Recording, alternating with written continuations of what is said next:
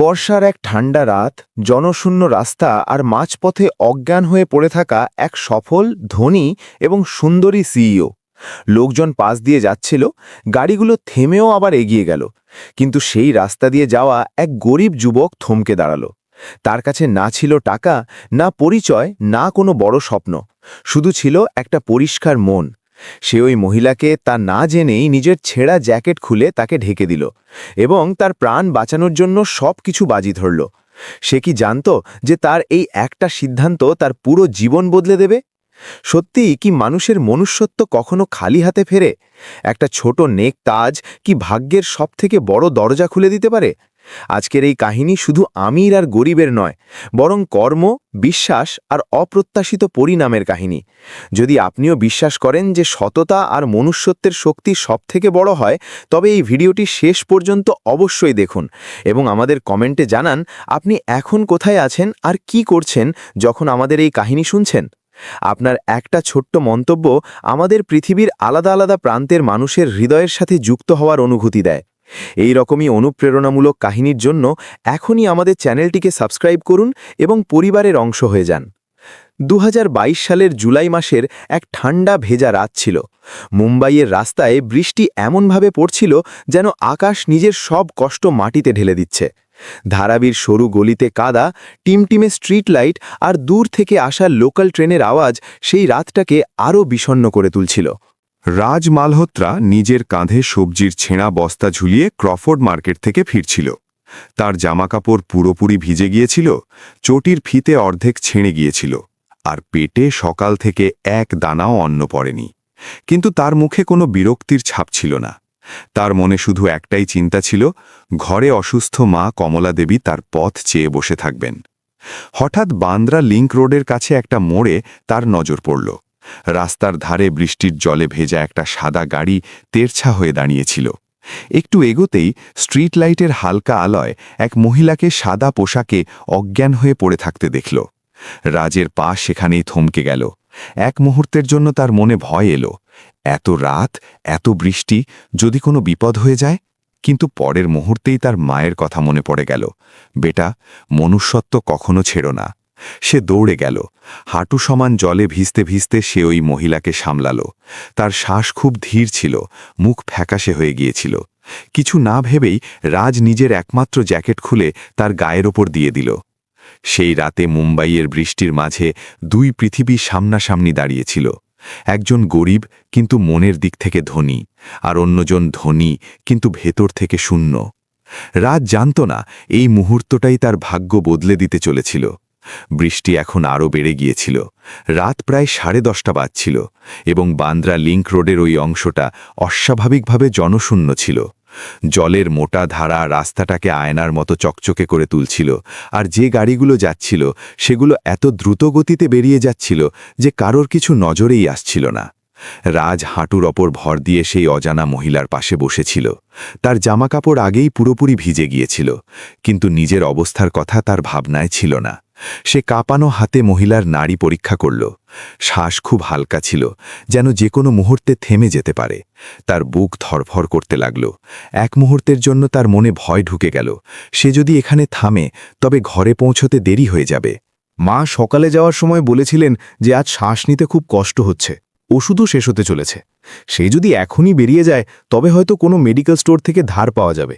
কিন্তু সে যদি এই মহিলাকে এইভাবে ছেড়ে চলে যায়, তবে কি সে সারা জীবন নিজেকে ক্ষমা করতে পারবে?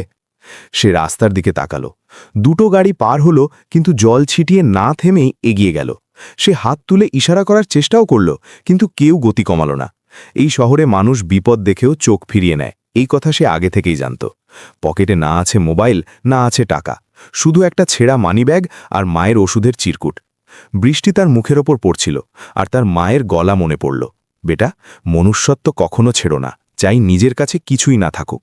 রাত চোখ বন্ধ করল আর একটা গভীর শ্বাস নিল। মনের ভেতর চলতে থাকা লড়াই হঠাৎ শান্ত হয়ে গেল। সে সিদ্ধান্ত নিয়ে নিল। সে সাবধানে মহিলাকে তুলতে লাগল।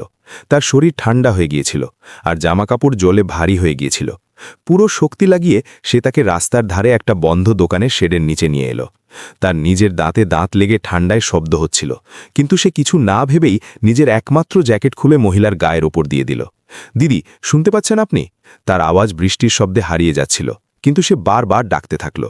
কিছুক্ষণ পর মহিলার চোখের পাতায় হালকা স্পন্দন হল।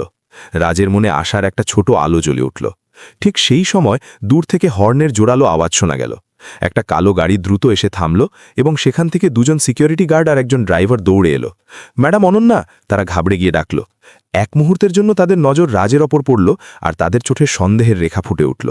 এত রাতে এক ধনী মহিলা আর পাশে দাঁড়িয়ে থাকা এক ভেজা গরিব ছেলে। কিন্তু রাজ পিছিয়ে গিয়ে শুধু এইটুকু বলল, আমি শুধু সাহায্য করছিলাম। অনন্যা খুব কষ্টে চোখ খুলল। তার নজর রাজের মুখের ওপর স্থির হয়ে গেল। সেই নজরে ভয় ছিল না, বরং একটা অদ্ভুত কৃতজ্ঞতা ছিল। তুমি কে? সে খুব ধীর গলায় জিজ্ঞেস করল। রাজ ইতস্তত করে বলল, আমার নাম রাজ, ব্যাস একজন মানুষ। সিকিউরিটি গার্ডরা তাকে সামলালো এবং দ্রুত গাড়িতে বসালো। যাওয়ার আগে অনন্যার চোখ আরও একবার রাজের সাথে মিলল, যেন সে ওই মুখটাকে মনে রাখতে চাইছে। গাড়ি চলে গেল, রাস্তা আবার খালি হয়ে গেল। বৃষ্টি তখনও ততটাই নিষ্ঠুর ছিল, কিন্তু রাজের ভেতর কিছু একটা বদলে গিয়েছিল। সে পুরোপুরি ভিজে গিয়েছিল, শরীর ঠান্ডায় কাঁপছিল, আর তার হঠাৎ মনে পড়ল যে ঘরে মা অপেক্ষা করছেন। সে দ্রুত পায়ে হাঁটতে শুরু করল। তার মনে ভয়ও ছিল আর এক অদ্ভুত শান্তিও। সে কোনো বড় মানুষের প্রাণ বাঁচালো কি না তা সে জানত না। সে শুধু নিজের কর্তব্য পালন করেছিল। কিন্তু ভাগ্য প্রায়ই একটা প্রাণ বাঁচানোর বদলে দ্বিতীয় পরীক্ষা নেয়। যখন সে গভীর রাতে বাড়ি পৌঁছল, তখন ভেতর থেকে আসা মায়ের কাশির শব্দ আগের থেকে অনেক বেশি ভারী আর ভেঙে পড়া ছিল। সেই আওয়াজ তার বুক চিরে দিল। বাইরে বৃষ্টি তখনও চলছিলই, যেন আকাশ কোনো অসম্পূর্ণ কাহিনী লিখছে। রাত যখন সেই রাতে বাড়ি পৌঁছল, তখন দরজা অর্ধেক খোলা ছিল।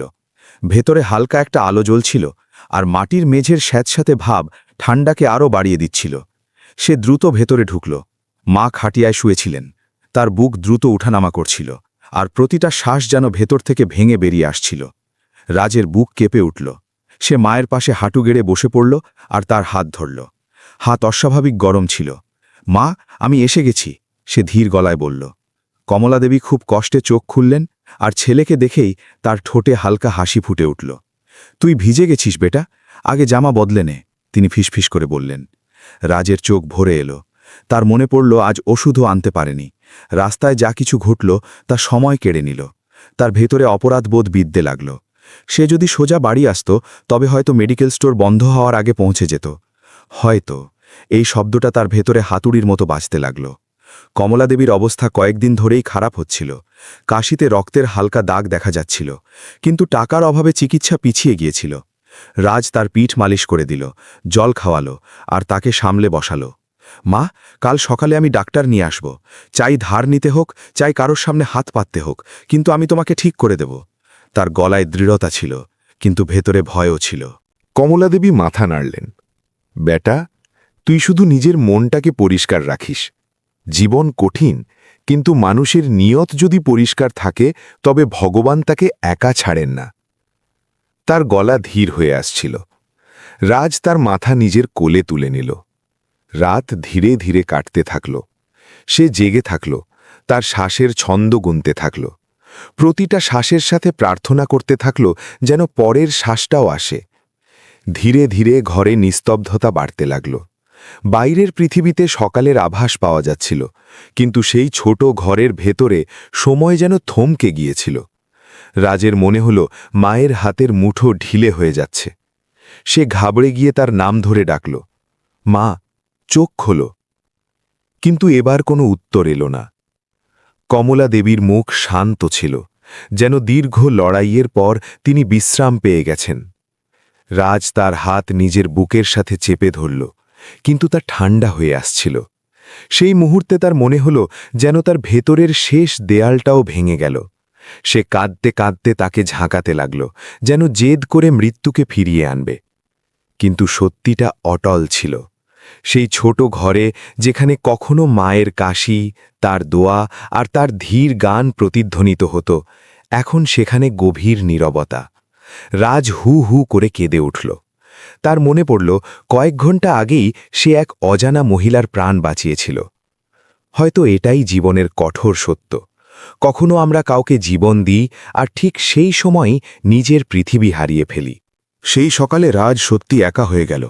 এখন তার কাছে না ছিল কোনো সাহারা, না কোনো পরামর্শ, না সেই হাত যেটা প্রতিটা কষ্টে তার মাথায় আশীর্বাদ রাখত। শুধু একটা খালি ঘর ছিল, আর অনেক স্মৃতি যা প্রতিটা শ্বাসের সাথে তাকে বিঁধছিল। সেই সকালে রাজ যখন তার মায়ের প্রাণহীন দেহের পাশে বসেছিল, শহরের অন্য প্রান্তে সমুদ্রের ধারে তৈরি নিজের আলিশান বাড়িতে, অনন্যা মেহরা ধীরে ধীরে জ্ঞান ফিরে পাচ্ছিল। ঘরে হালকা ওষুধের গন্ধ ছিল, আর জানলার ওপারে আরব সাগরের ঢেউ শান্ত ছন্দে উঠছে নামছে। ডাক্তার চলে গিয়েছিলেন, সিকিউরিটি বাইরে মোতায়েন ছিল, আর সব কিছু গোছানো ছিল। তবুও তার ভেতরে একটা অদ্ভুত অস্থিরতা ছিল। তার দুর্ঘটনার ঝাপসা দৃশ্যগুলো মনে পড়ল, পিছল রাস্তা, জোরালো ব্রেক, আর তারপর অন্ধকার।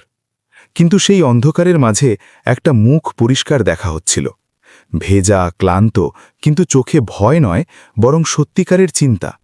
সেই যুবক যে কিছু না জিজ্ঞেস করেই তাকে তুলেছিল। বিছানার পাশে রাখা চেয়ারে একটা পুরনো জ্যাকেট ভাঁজ করে রাখা ছিল। সিকিউরিটি জানিয়েছিল যে তারা যখন পৌঁছায় তখন সেই যুবক তাড়াহুড়ো করে সরে গিয়েছিল। নাম জিজ্ঞেস করার সময় পাওয়া যায়নি। পরিস্থিতি এত আকস্মিক ছিল যে কেউ তাকে তার ঠিকানাও জিজ্ঞেস করেনি। সে শুধু বলে গিয়েছিল, আমার নাম রাজ। অনন্যা সেই জ্যাকেটটা হাতে নিল। কাপড়টা সাধারণ ছিল, কিনারাগুলো ঘষা লাগা, কিন্তু তাতে কোনো সত্যের উষ্ণতা ছিল। তার মনে পড়ল, বহু বছর ধরে সে মানুষের চোখে শুধু স্বার্থ দেখেছে, ডিল, মুনাফা, লাভ। তার বাবা ছোটবেলা থেকে এটাই শিখিয়েছিলেন যে পৃথিবীর শক্তি আর টাকা দিয়ে চলে। সে সেই চিন্তাধারা নিয়েই কোম্পানি সামলেছে, সাফল্য পেয়েছে, নাম পেয়েছে, কিন্তু ভেতরে কোথাও একটা শূন্যতা রয়ে গিয়েছিল।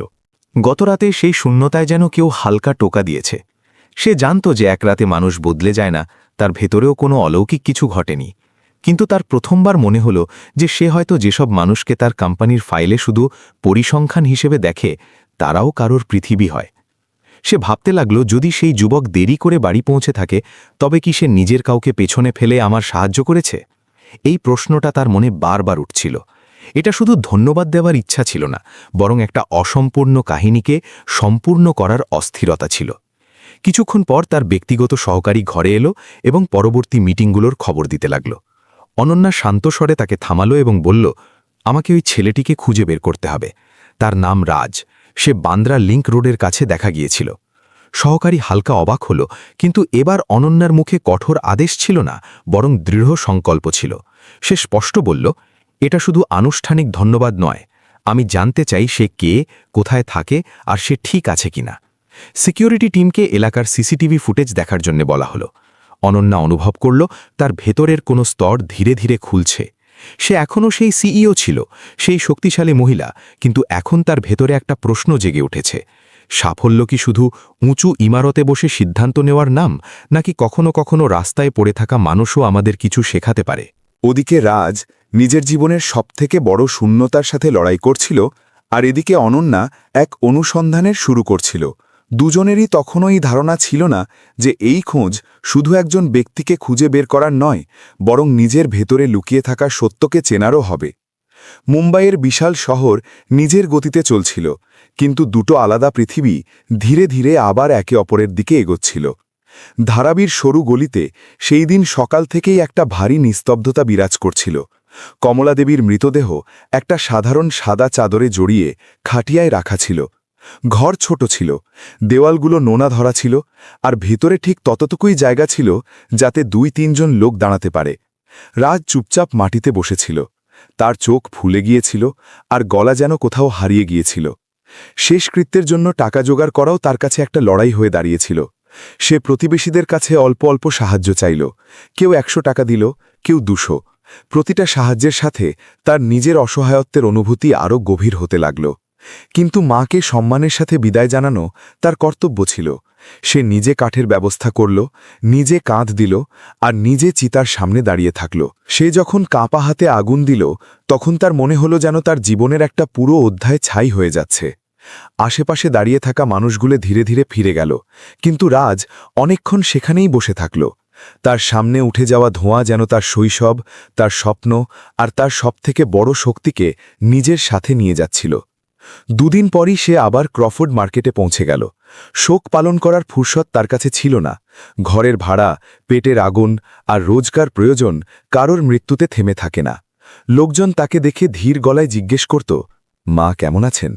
আর সে শুধু এইটুকু বলে দিত, এখন ওনার আর কোনো কষ্ট নেই। তার গলা ভাবলে ক্ষীণ হয়ে গিয়েছিল। সে আগের থেকে অনেক বেশি চুপচাপ থাকতে শুরু করেছিল। কাজ করার সময়ও তার চোখ দুটো ফাঁকা লাগত, যেন সে বাইরে থেকে উপস্থিত থাকলেও ভেতরে অন্য কোথাও ঘুরে বেড়াচ্ছে। ওদিকে অনন্যার খোঁজ সহজ ছিল না।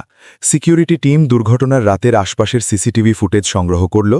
অনেক ক্যামেরা বৃষ্টির কারণে ঝাপসা ছিল, কিন্তু একটা ফুটেজে পরিষ্কার দেখা যাচ্ছিল যে এক রোগা পাতলা যুবক তাকে সাহারা দিয়ে রাস্তার ধারে নিয়ে যাচ্ছে। তার জামাকাপড় শ্রমিকদের মতো ছিল এবং কিছুক্ষণ পর তাকে পায়ে হেঁটে এক সরু গলির দিকে এগোতে দেখা গেল, যা বস্তির দিকে যাচ্ছিল।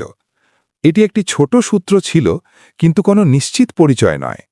অনন্যা টিমকে নির্দেশ দিল যাতে তারা ওই দিকে থাকা বাজার, শ্রমিকদের আড্ডা এবং বস্তিতে চুপচাপ খোঁজ খবর নেয়। অনেক দিন ধরে লোকজন আলাদা আলাদা কথা বলতে থাকল। কেউ বলল যে এই রকম ছেলে রোজ সবজি মান্ডিতে বস্তা বয়, কেউ আদাজ করল যে সে কোনো গুদামে কাজ করতে হবে। প্রতিটা তথ্য অসম্পূর্ণ বেরোচ্ছিল, প্রতিটা চেষ্টা কিছুটা আশা দিচ্ছিল আর তারপর ভেঙে যাচ্ছিল। দিন কাটতে থাকল, কিন্তু অনন্যা খোঁজ থামতে দিল না। তার জন্য এটি এখন শুধু আনুষ্ঠানিক ধন্যবাদের ব্যাপার ছিল না। তার মনে হতে লাগল যে ওই যুবককে না খুঁজে তার ভেতরে ওঠা প্রশ্নগুলো শান্ত হবে না। সে প্রায়ই রাতে ওই পুরনো জ্যাকেটটা দেখত, যেটাকে সে সামলে রেখেছিল। তার এই উপলব্ধিও হচ্ছিল যে হয়তো ওই যুবক কোনো বড় সমস্যার মধ্যে দিয়ে যাচ্ছে। এক অজানা চিন্তা তাকে ভেতর থেকে কুড়ে কুড়ে খাচ্ছিল। সে জানত না যে ওই একই সময় রাজ নিজের জীবনের সবথেকে বড় শূন্যতার সাথে লড়াই করছিল। শহর নিজের গতিতে চলতে থাকল, বাজারে যাতায়াত বজায় থাকল, মানুষ নিজের নিজের সংগ্রামে জড়িয়ে থাকল, কিন্তু এই সব কিছুর মাঝে দুটো জীবন ধীরে ধীরে একবার আবার একই দিকে এগোচ্ছিল। রাজ এখনও পর্যন্ত এটা জানত না যে কেউ তাকে খুঁজছে, আর অনন্যার এই আদাত ছিল না যে যাকে সে খুঁজছে সে সম্প্রতি নিজের পৃথিবী হারিয়েছে। ভাগ্য দুজনের জন্যই পরবর্তী মোড় ঠিক করে নিয়েছিল, শুধু সময় সেটাকে সামনে আনার বাকি ছিল।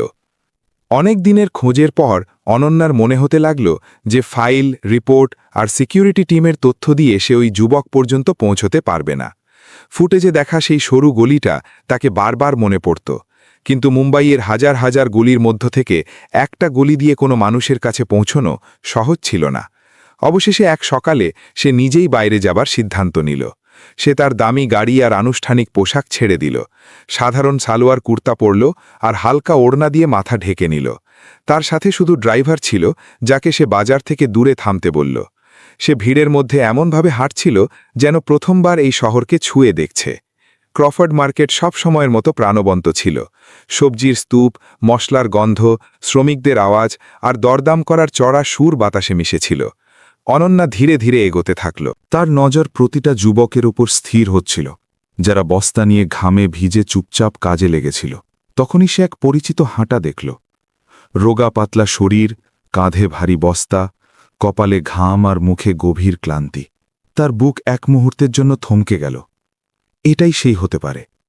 সে আরও একটু কাছে গেল, কিন্তু ভিড়ের মধ্যে লুকিয়ে থাকল, যাতে চেনা না যায়। যুবকটি বস্তা নিচে রাখল আর কিছুক্ষণের জন্য দেওয়ালের সাথে হেলান দিল।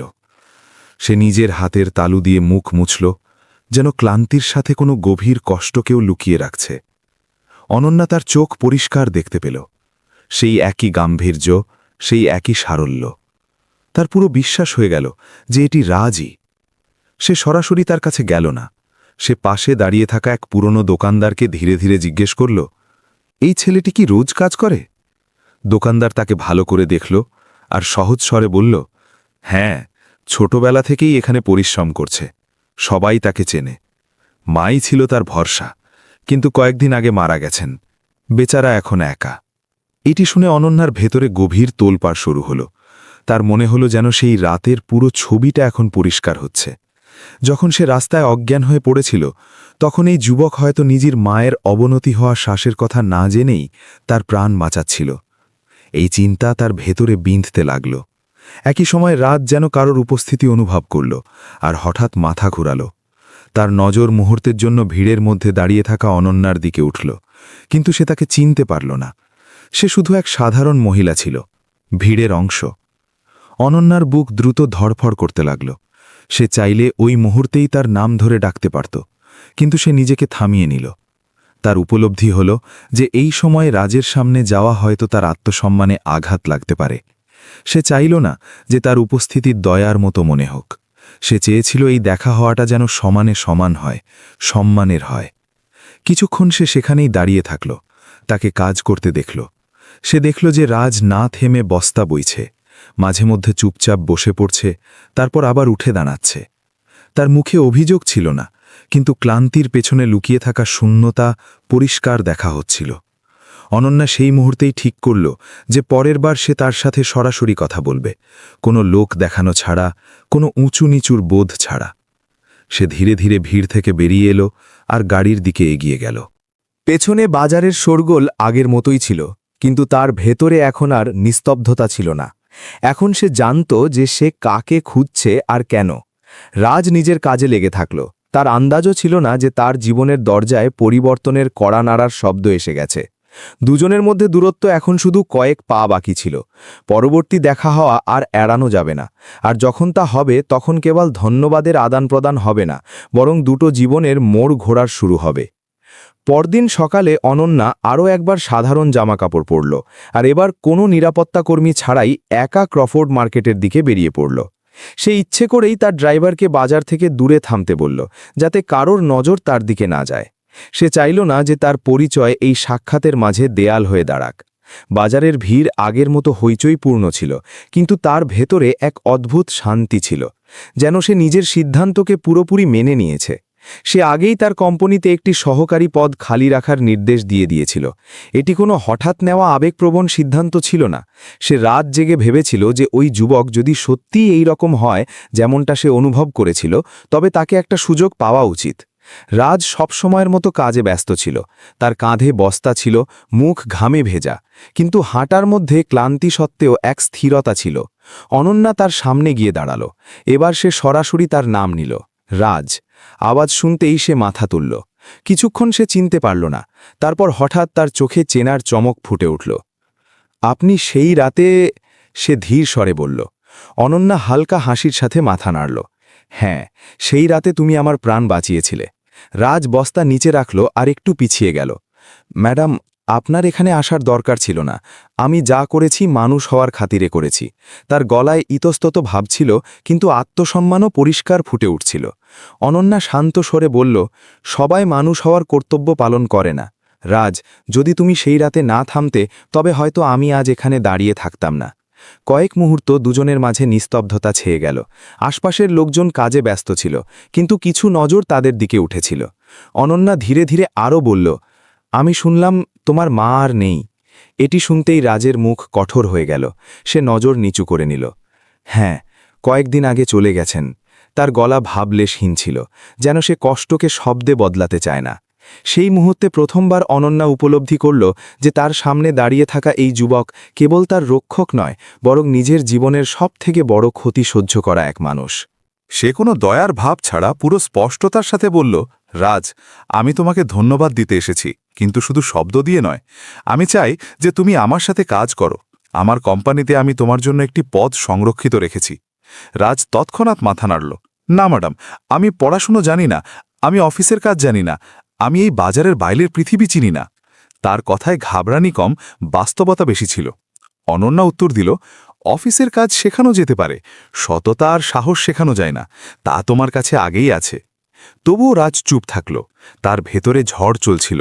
মায়ের কথা তার কানে বাজছিল, নিজের সম্মান কখনো হারাস না। সে বাজারের দিকে তাকালো, ওই গলিগুলোর দিকে যেখানে সে তার পুরো জীবন কাটিয়েছে।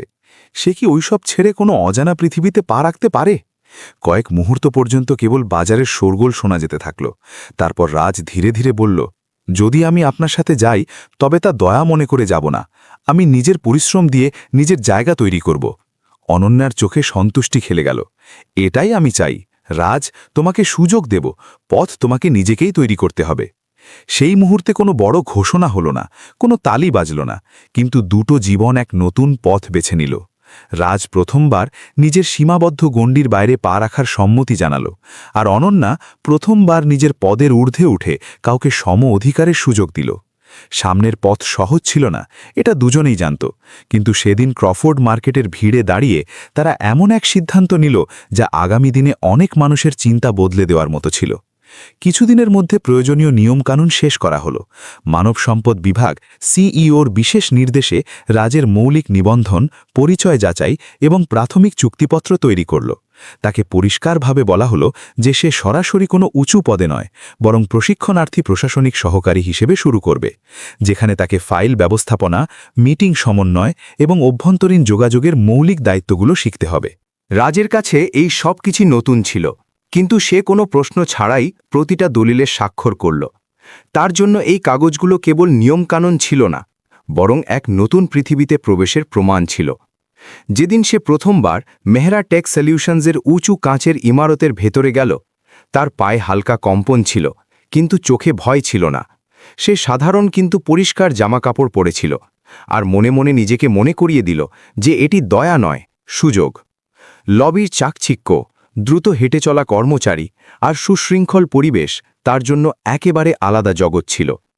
কিছু মানুষের নজর তার ওপর স্থির হল, যেন তারা আন্দাজ করার চেষ্টা করছিল যে এই নতুন মুখটা এখানে কিভাবে পৌঁছাল। অনন্যা আনুষ্ঠানিকভাবে তার পরিচয় করিয়ে দিল, আর পরিষ্কার বলল যে রাজ প্রশিক্ষণের সময় সরাসরি তার অফিসের প্রশাসনিক কাজে সহযোগিতা করবে। এই ঘোষণা শুনতেই অফিসে হালকা ফিসফাস ছড়িয়ে পড়ল। বছরের পর বছর পদোন্নতির অপেক্ষায় থাকা কিছু কর্মচারীর কাছে এই সিদ্ধান্ত সহজ মনে হল না। এদের মধ্যেই অপারেশনাল হেড বিক্রম শেঠিও ছিলেন, যার কোম্পানিতে 15 বছরের অভিজ্ঞতা ছিল এবং যার মতামত প্রায়ই চূড়ান্ত বলে মানা হতো। তিনি সংযত স্বরে জিজ্ঞেস করলেন, প্রশিক্ষণ প্রক্রিয়া কি এইচআরের মান অনুযায়ী হবে? অনন্যা শান্ত কিন্তু দৃঢ় স্বরে উত্তর দিল, অবশ্যই, প্রক্রিয়া পুরোপুরি আনুষ্ঠানিক হবে এবং ফলাফল তার কাজের ওপর নির্ভর করবে। শব্দগুলো বিনম্র ছিল, কিন্তু বার্তা পরিষ্কার ছিল। রাজকে একটি ছোট কাজের জায়গা দেওয়া হলো, যেখানে তাকে কম্পিউটার সিস্টেম, ইমেল ব্যবস্থাপনা এবং অভ্যন্তরীণ সফটওয়্যারের প্রশিক্ষণ দেওয়া হতে লাগল। শুরুতে তার আঙুলগুলো কিবোর্ডে অস্বস্তিতে ছিল।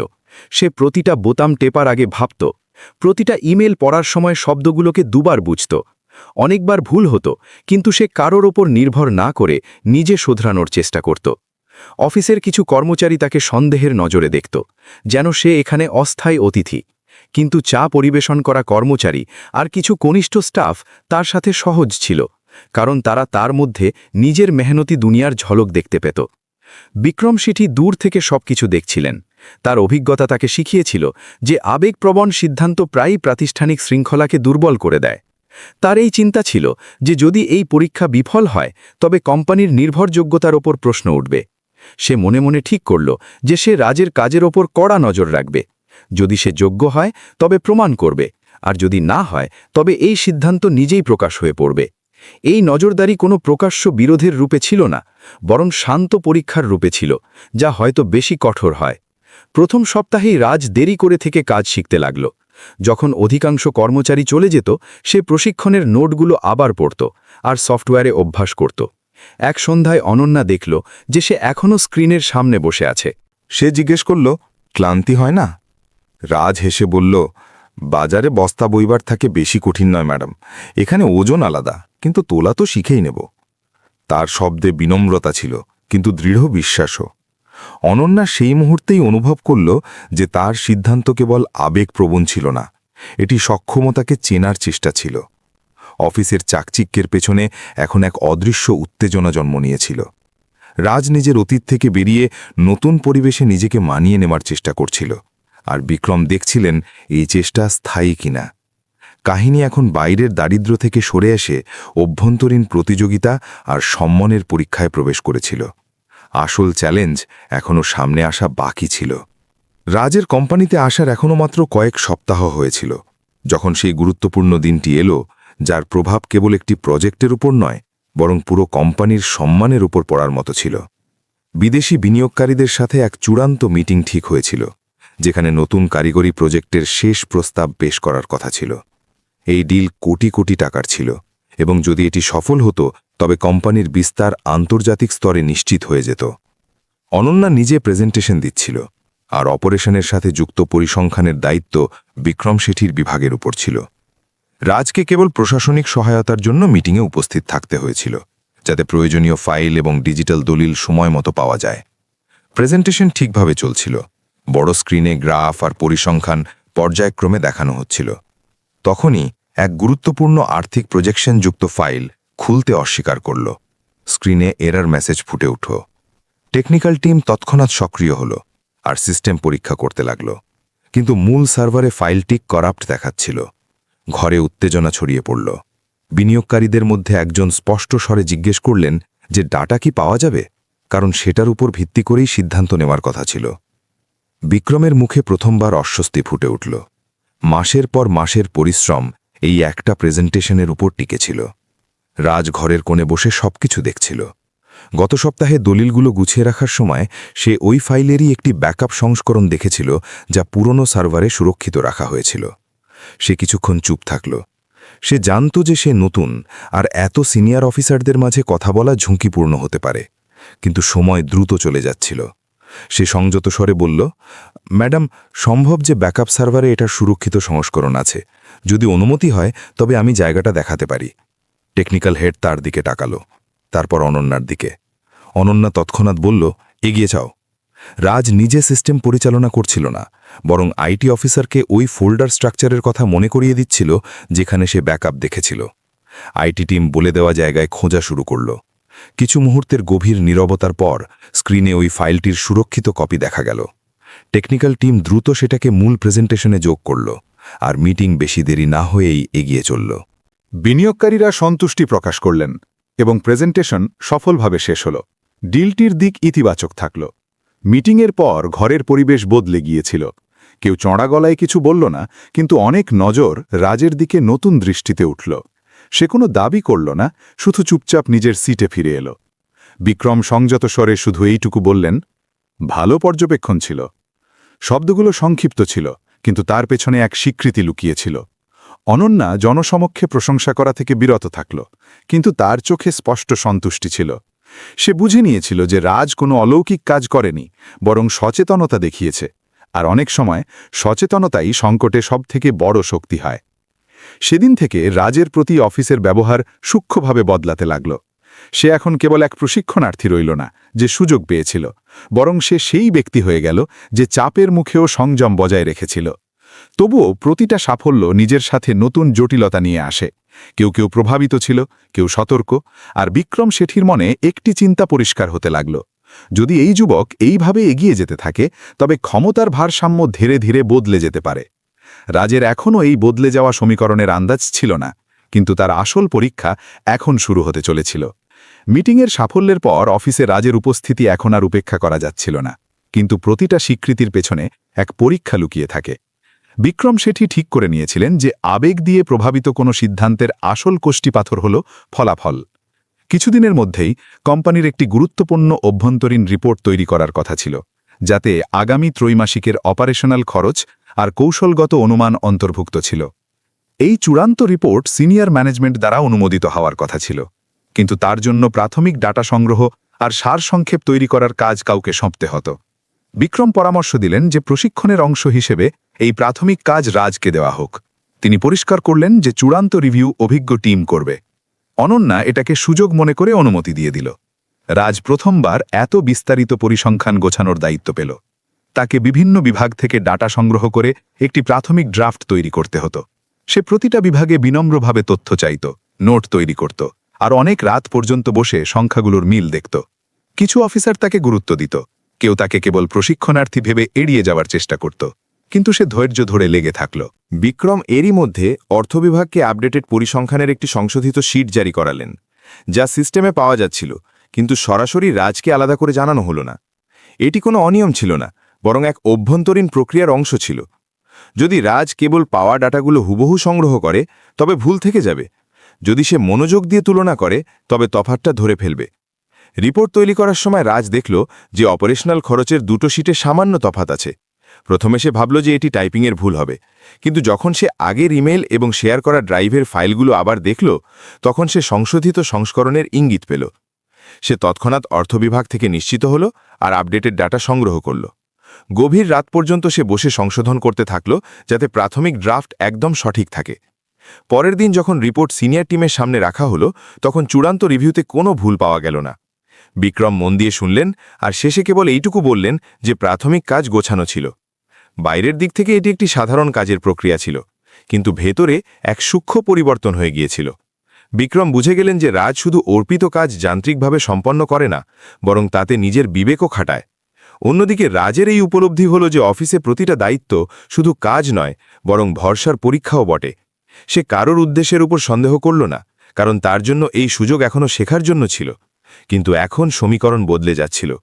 বিক্রম অনুভব করলেন যে যদি তাকে যাচাই করতে হয় তবে পরবর্তী চ্যালেঞ্জ আরও জটিল হবে, এবং রাজের এখনও এই আন্দাজ ছিল না যে আগামী দিনগুলোতে পরীক্ষা কেবল পরিসংখ্যানের নয়, বরং তার চরিত্র এবং নির্ভরযোগ্যতারও হতে চলেছে।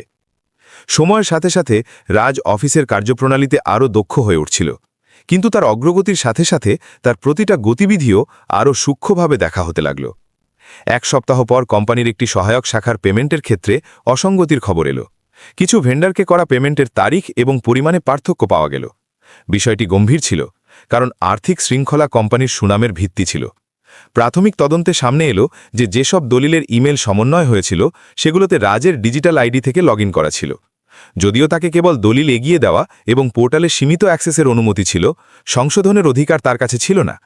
তবেও পরিস্থিতি এমন তৈরি হচ্ছিল যে সন্দেহ তার দিকে ঘুরতে পারত। অভ্যন্তরীণ রিভিউ মিটিং ডাকা হলো। ঘরের পরিবেশ ভারী ছিল। স্ক্রিনে লেনদেনের বিবরণ দেখানো হলো এবং অর্থবিভাগ জানালো যে সংশোধিত পেমেন্ট লিস্ট সময়মতো যাচাই করা হয়নি। বিক্রম ভারসাম্যপূর্ণ স্বরে বললেন যে প্রক্রিয়ায় ভুল হয়েছে এবং দায়বদ্ধতা স্পষ্ট হওয়া উচিত। তিনি সরাসরি অভিযোগ করলেন না, কিন্তু এটা অবশ্যই উল্লেখ করলেন যে ইমেল চেনের প্রাথমিক সমন্বয় রাজের মাধ্যমে হয়েছিল। ঘরে নিস্তব্ধতা ছেয়ে গেল। রাজ অনুভব করল যে অনেক নজর তার দিকে উঠে এসেছে। তার মনে মুহূর্তের জন্য আশঙ্কা জাগল, যদি ধারণায় সিদ্ধান্তে পরিণত হয়। কিন্তু সে নিজেকে সংযত রাখল। সে স্পষ্ট করল যে তার ভূমিকা কেবল ফাইল এগিয়ে দেওয়া পর্যন্ত সীমিত ছিল, এবং চূড়ান্ত সংশোধন এবং অনুমোদন অর্থবিভাগ দ্বারা করা হয়। অনন্যা তৎক্ষণাৎ টেকনিক্যাল টিমকে বিস্তারিত লগ রিভিউ করতে বলল। তদন্ত সাথে সাথে শেষ হল না। কিছু মিনিট পর্যন্ত সিস্টেম রেকর্ড খতিয়ে দেখা হতে থাকল। ঘরের নীরবতা ভারী ছিল। প্রতিটা সেকেন্ড দীর্ঘ মনে হচ্ছিল। রাজ প্রথমবার নিজের ভেতরে সত্যিকারের ভয় অনুভব করল। সে এ পর্যন্ত কেবল পরিশ্রম করেছিল, কিন্তু এখানে পরিশ্রমের চেয়ে বেশি ধারণা বা পারসেপশন গুরুত্ব পাচ্ছিল। অবশেষে আইটি টিম সময়সহ রেকর্ড পেশ করল, যাতে স্পষ্ট ছিল যে রাজের আইডি থেকে কেবল দলিল এগিয়ে দেওয়া হয়েছিল, যখন সংশোধন পরে অর্থবিভাগের সিস্টেম থেকে করা হয়েছিল। তথ্য সামনে আসতেই ঘরের উত্তেজনা ধীরে ধীরে কমল। বিক্রম আনুষ্ঠানিক স্বরে বললেন যে প্রক্রিয়াকে আরও স্পষ্ট করা হবে, যাতে ভবিষ্যতে এই ধরনের পরিস্থিতি তৈরি না হয়। শব্দগুলো নিরপেক্ষ ছিল, কিন্তু সংকেত পরিষ্কার ছিল যে সন্দেহ এখন কেটে গেছে। রাজ স্বস্তির নিঃশ্বাস নিল, কিন্তু ভেতরে এক নতুন বোধ জন্ম নিয়েছিল। সে জানল যে অফিসে কেবল সত্যই যথেষ্ট নয়, বরং তাকে প্রমাণ করার ক্ষমতাও প্রয়োজন। সেদিন থেকে সে আরও বেশি সতর্ক হয়ে গেল। অন্যদিকে বিক্রম অনুভব করলেন যে এই যুবক চাপের মুখে ভেঙে পড়ার মতো নয়। সংগ্রাম এখনও শেষ হয়নি, বরং আরও গভীর হতে চলেছিল। এখন পরীক্ষা কেবল কাজের নয়, বরং বিশ্বাস এবং ধৈর্যের হতে চলেছিল। আর্থিক পর্যালোচনার ঘটনার পর অফিসে দিনলিপি স্বাভাবিক মনে হতে লাগল, কিন্তু নেতৃত্ব পর্যায়ে প্রক্রিয়াকে আরও স্পষ্ট করার প্রয়োজনীয়তা অনুভব করা হচ্ছিল। মাসিক ম্যানেজমেন্ট মিটিংয়ে বিভিন্ন বিভাগের অগ্রগতির পর্যালোচনা করার কথা ছিল। অপারেশন বিভাগের প্রেজেন্টেশনের সময় বিক্রম শেঠি একটি স্লাইড দেখালেন, যাতে প্রশাসনিক সমন্বয় প্রক্রিয়ার সাম্প্রতিক পরিবর্তন এবং সম্ভাব্য ঝুঁকির বিশ্লেষণ ছিল। তিনি কোনো ব্যক্তির নাম নিন না, বরং এটা বললেন যে যখন নতুন প্রশিক্ষণাধীন কর্মচারীদের প্রক্রিয়ায় অন্তর্ভুক্ত করা হয়, তখন কাঠামো এবং নজরদারি দুটোই সমানভাবে সুদৃঢ় থাকা উচিত। তার উদ্দেশ্য ছিল আনুষ্ঠানিকভাবে প্রণালীর পর্যালোচনা করা, কিন্তু সংকেত পরিষ্কার ছিল যে সাম্প্রতিক ঘটনাগুলো সাংগঠনিক সতর্কতার দাবি রাখে। মিটিংয়ে উপস্থিত ডিরেক্টররা প্রক্রিয়া সম্পর্কিত প্রশ্ন করলেন। আলোচনার কেন্দ্রবিন্দু ব্যক্তিগত অভিযোগ ছিল না, বরং কাজের স্বচ্ছতা ছিল। অনন্যা স্পষ্ট করল যে প্রশিক্ষণ এবং জবাবদিহিতা একে অপরের পরিপূরক, এবং যে কোনো ভুলের দায়বদ্ধতা সমষ্টিগত হয়।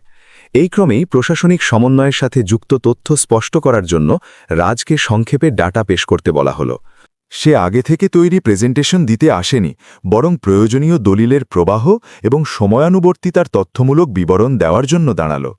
সে শান্ত স্বরে জানালো যে দলিল এগিয়ে দেওয়ার সময় উন্নতি হয়েছে এবং সব চূড়ান্ত অনুমোদন সংশ্লিষ্ট বিভাগীয় প্রধানদের মাধ্যমেই করা হয়।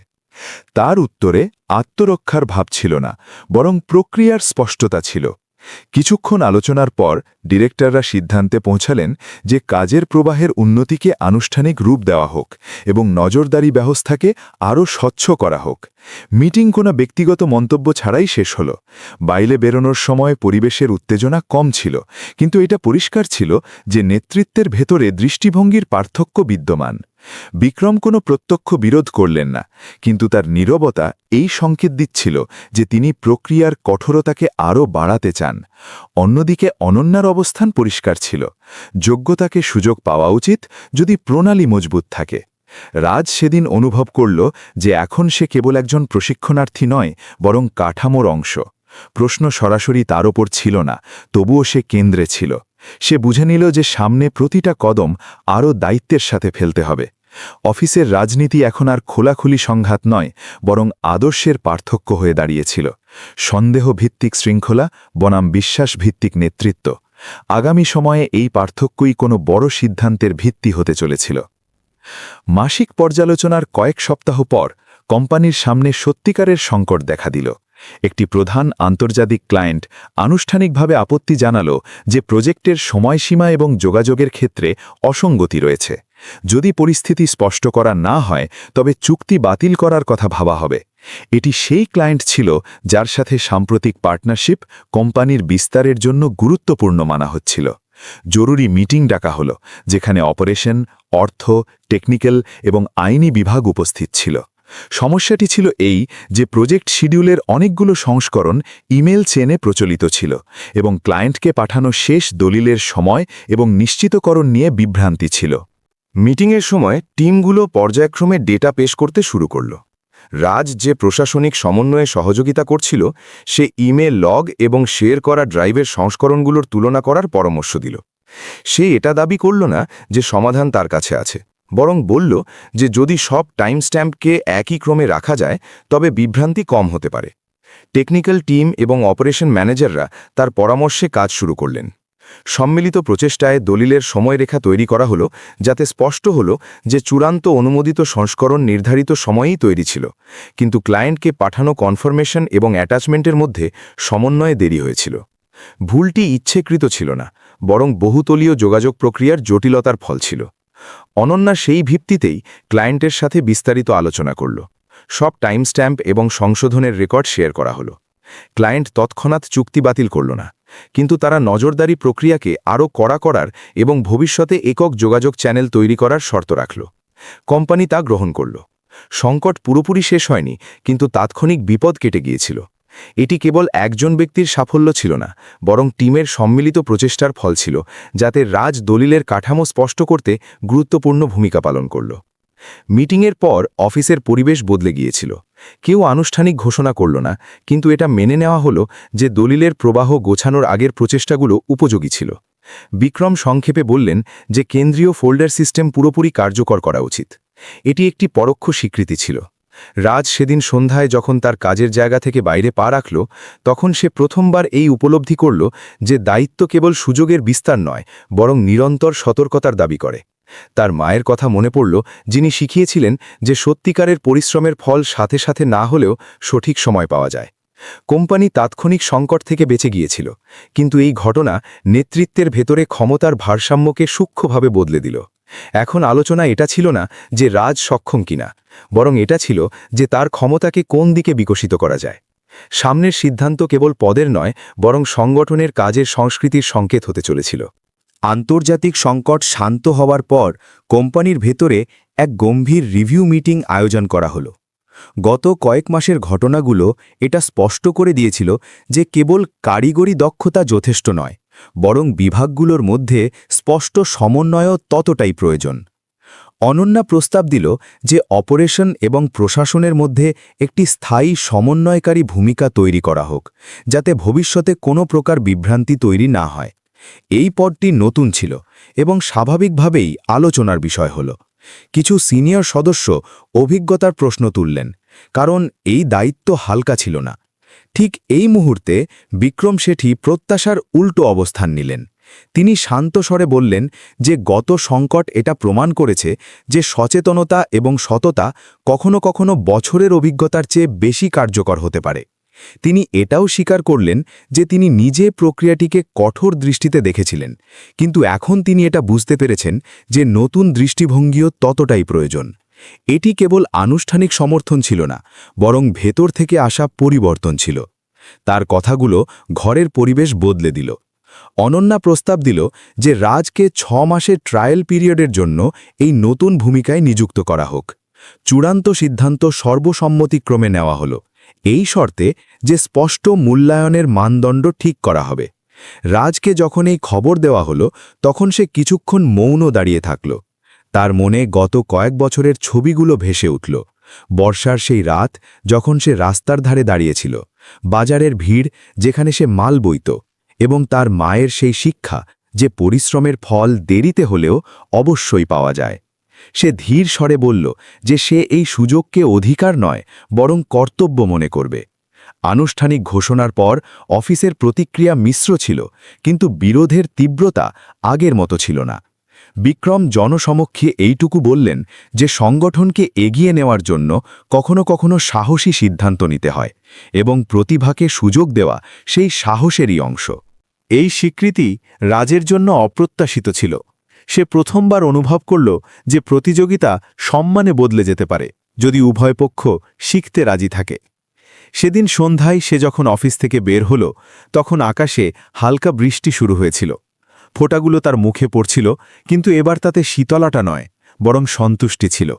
সে ওপরে তাকালো এবং মনে মনে তার মাকে স্মরণ করল। তার মনে হল যাত্রা কেবল দারিদ্র্য থেকে সমৃদ্ধির ছিল না, বরং সন্দেহ থেকে স্বীকৃতি পর্যন্ত ছিল। এখন সামনের অধ্যায় পদের নয় বরং উদ্দেশ্যের হতে চলেছিল, এবং হয়তো এখান থেকেই কাহিনী তার সবথেকে গভীর অর্থের দিকে এগিয়ে যাচ্ছিল। 6 মাস কাটতে দেরি হল না। যে ট্রায়াল পিরিয়ডকে একসময় কেবল একটা সুযোগ ভাবা হয়েছিল, তা ধীরে ধীরে পরিবর্তনের এক কাহিনী হয়ে গেল। রাজ তার নতুন দায়িত্বকে পদ হিসাবে নয় বরং বিশ্বাস হিসাবে গ্রহণ করেছিল। সে দলিলের প্রবাহকে সহজ করল, বিভাগগুলোর মধ্যে যোগাযোগের জন্য একটি স্পষ্ট চ্যানেল তৈরি করল, এবং প্রতিটা সিদ্ধান্তে স্বচ্ছতাকে প্রাধান্য দিল। ধীরে ধীরে কোম্পানির ভেতরে পরিবেশ বদলে যেতে লাগল। যেখানে আগে সন্দেহ এবং আনুষ্ঠানিক দূরত্ব ছিল, সেখানে এখন সহযোগিতা এবং খোলামেলা ভাব দেখা যেতে লাগল।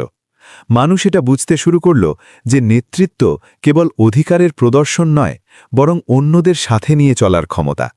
বিক্রম শেঠিও এই পরিবর্তনের অংশ হয়ে গেলেন। তিনি কঠোরতাকে ত্যাগ করলেন না, কিন্তু তাতে ভারসাম্য যোগ করে দিলেন। তিনি একদিন রাজকে বললেন যে সত্যিকারের নেতৃত্ব সেটাই যা নিজেও শিখতে থাকে।